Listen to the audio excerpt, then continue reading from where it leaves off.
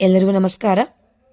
ಇವತ್ತಿನ ಪಾಠದಲ್ಲಿ ಅಲ್ಪ ಪ್ರಾಣಗಳ ಬಗ್ಗೆ, ಅಂದರೆ ಅನ್ಆಸ್ಪಿರೇಟೆಡ್ ಕಾನ್ಸೊನೆಂಟ್ಸ್, ಅಂದರೆ ಈ ಒಂದು ಅಕ್ಷರಗಳನ್ನು ನಾವು ಕಡಿಮೆ ಉಸಿರಿನಿಂದ ಉಚ್ಚರಿಸಲ್ಪಡ್ತೀವಿ.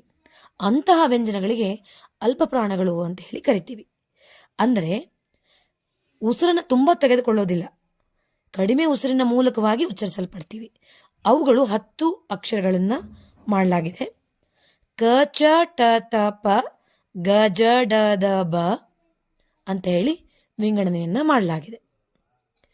ಮಹಾಪ್ರಾಣಗಳು ಅಂದರೆ ಆಸ್ಪಿರೇಟೆಡ್ ಕಾನ್ಸೊನೆಂಟ್ಸ್, ಅಂದರೆ ಹೆಚ್ಚು ಉಸಿರಿನಿಂದ ಉಚ್ಚರಿಸಲ್ಪಡುವಂತಹ ವರ್ಗೀಯ ವ್ಯಂಜನಾಕ್ಷರಗಳು.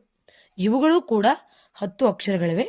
ಅಂದರೆ ಖ, ಛ, ಠ, ಥ, ಪ, ಘ, ಝ, ಢ, ಧ, ಭ ಅಂತ ಹೇಳಿ ವಿಂಗಡಣೆ ಮಾಡಲಾಗಿದೆ. ಮೂರನೇ ಒಂದು ವಿಧವಾದಂತಹ ಅನುನಾಸಿಕಗಳಲ್ಲಿ ನಾಸಲ್ ಕಾನ್ಸೊನೆಂಟ್ಸ್ ಅಂತ ಹೇಳಿ ಕರಿತೀವಿ. ಅಂದರೆ ಇವುಗಳನ್ನು ಮೂಗಿನ ಸಹಾಯದಿಂದ ಉಚ್ಚರಿಸಲ್ಪಡುವಂತಹ ಅಕ್ಷರಗಳು. ಅವು 5 ಅಕ್ಷರಗಳಿವೆ. ङ, ಯ, ಣ, ನ, ಮ ಇವೆಲ್ಲವುಗಳು ನೀವು ಉಚ್ಚರಿಸಲ್ಪಡುವಾಗ ಮೂಗಿನ ಸಹಾಯದಿಂದ ಉಚ್ಚರಿಸಲ್ಪಡ್ತೀವಿ. ಮುಂದಿನ ಪಾಠದಲ್ಲಿ ಅವರ್ಗೀಯ ವ್ಯಂಜನಗಳನ್ನು ನಾವು ನೋಡೋಣ. ಅಲ್ಲಿಯವರೆಗೆ ಧನ್ಯವಾದಗಳು.